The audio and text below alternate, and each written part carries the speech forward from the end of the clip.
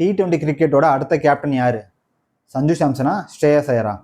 அதுதாங்க பல பேர்த்துக்கும் கேள்வியாகவே இருக்குது. இப்போ ரீசெண்டாக வந்து பிசிசிஐ வந்து என்ன சொல்லியிருக்காங்கன்னா, ஸ்ரேயஸ் ஐயர் வந்து நாங்கள் கேப்டன் அறிவிக்க போகிறோம்னு சொல்லியிருக்காங்க. அந்த நியூஸ் இன்னும் அஃபிஷியலாக வெளியே வரல. அதுக்குள்ள என்ன பார்த்தீங்கன்னா, கௌதம் கம்பீர் என்னன்னா, நான் வந்து ஒரு கோச், சீஃப் கோச், அப்போ வந்து நான் சொல்கிறதான் கேட்கணும்னு சொல்லிட்டு பிசிசிஐ கிட்ட சொல்லியிருக்காரு. அவர் என்ன சொல்கிறாங்கன்னா, சஞ்சு சாம்சன் தான் வந்து கேப்டன் ஆகணும். ஏன்னா அவனுக்கு வந்து நல்ல பர்ஃபார்மன்ஸ் இருக்குது, அவர் நல்லா ஆடுறாரு. ஸோ அதனால் அவரை வந்து நீங்கள் போடுங்கன்னு சொல்லி சஜஸ்ட் பண்ணியிருக்காரு. ஆனால் இந்த பக்கம் என்னன்னு பார்த்தீங்கன்னா, சீஃப் செலக்டர், அதாவது பிசிசிஐயோட ஹெட் இருக்கார்ல, அவர் என்ன சொல்கிறாங்கன்னா, நீங்கள் கோச் தான், பட் நான் வந்து செலக்டர், நான் சொல்லதை கேளுங்கன்னு சொல்லி அவர் வந்து ஸ்ரேயாஸ் ஐயரை வந்து நாமினேஷன் பண்ணியிருக்காரு.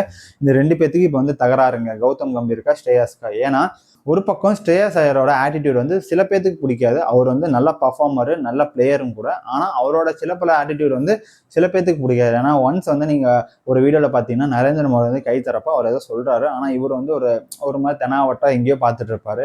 அதெல்லாம் பார்த்துட்டும் சரி, இல்லை இப்போ ரீசெண்டாக கிரிக்கெட் மேட்ச்லையும் சரி, கௌதம் கம்பீருக்கும் ஸ்ரேயஸ் ஐயருக்கும் வந்து முட்டிக்கும். அது எப்பயுமே முட்டிக்கும். அதனால் வந்து கௌதம் கம்பீருக்கு ஸ்ரேயஸ் ஐயரை பார்த்தா அறவே பிடிக்காது. அப்படி இருக்கிறப்போ நான் வந்து சஞ்சு சாம்சனை வந்து செலக்ட் பண்ணுறேன், அந்த பையன் தான் வந்து இங்கே விளையாடணும். ஏன்னா இதுக்கான டீம் வந்து என்னன்னா, இப்போ வந்து யங் ஜென்ரேஷன் வந்து பார்த்துருக்காங்க, யங் பிளேயர்ஸ் வந்து பார்த்துருக்காங்க. இதில் வந்து வைபவ் சூரியவன்சி வரத்துக்கு வாய்ப்புகள் கிடையாது. பிகாஸ் அவர் வந்து இப்போ டெஸ்ட் மேட்ச்னா விளையாடுறதுக்கு தான் அவங்க வந்து டிசைட் பண்ணியிருக்காங்க.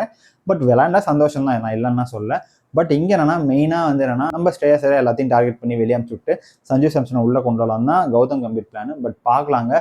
இப்போ வந்து வர T20 வந்து வர ஸ்குவாடு பயங்கரமாக யங்கஸ்டாக இருக்கும், நல்லா விளையாடுவாங்கன்னு சொல்லி சொல்கிறாங்க. இந்த லைனில் வந்து திலக் வர்மாவும் இருக்காரு. ஸோ வெயிட் பண்ணி பார்க்கலாம். ஏன்னா லாஸ்ட்டாக நடந்த ஐபிஎல்ல வந்து யாராருன்னா சூப்பர் பிளேயர்னு சொல்லி நம்ம விஷுவலாகவே பார்த்துருப்போம்.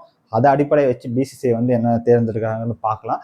அதுக்கு முன்னாடி நிறைய டெஸ்டஸ் தான் அவங்களுக்கு இருக்குது. அந்த டெஸ்ட் அவங்க பாஸ் பண்ணாதான் இந்த T20க்குள்ளேயே வர முடியும். ஸோ வெயிட் பண்ணி பார்க்கலாங்க. வரக்கூடிய T20 இந்தியா வந்து அயர்லாந்து கூட மோத போகுது. அது எப்போன்னு சொல்லி நம்ம வெயிட் பண்ணி பார்க்கலாம்.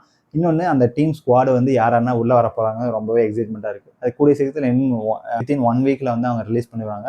ஸோ நீங்களும் அதுக்கான ஆர்வத்தோடு இருக்கீங்கன்னா, இல்லை நீங்கள் யாராருன்னா டீமுக்குள்ளே வரணும்னு சொல்லி ஆசைப்படுறீங்களோ கண்டிப்பாக கமெண்ட்டில் மென்ஷன் பண்ணுங்கள். நான் அதை பார்த்து தெரிஞ்சுக்கிறேன். இந்த வீடியோ கடைசி பார்த்ததுக்கு ரொம்ப ரொம்ப நன்றி. தேங்க்ஸ் ஃபார் வாட்சிங். Love you. பாய்.